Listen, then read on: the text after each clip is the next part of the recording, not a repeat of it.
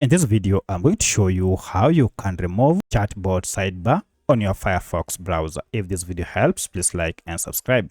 So as you can see, we have here a ChatGPT AI chatbot, but for your case, it might be a different one. To remove this is pretty simple. Just go ahead and open your browser and then go to ellipsis here to the menu and then go to settings. Now on your Firefox, you should see this option AI controls on your sidebar. If you tap on it, then scroll down, you should be able to see AI chatbot provider in sidebar.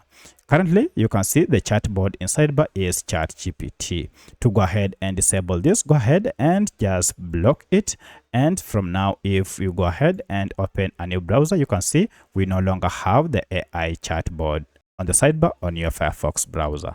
So that's how you can remove AI chatbot on your Firefox browser. If you have any other question, kindly let me know in the comment section. Otherwise, thanks for watching and let's meet in the next video.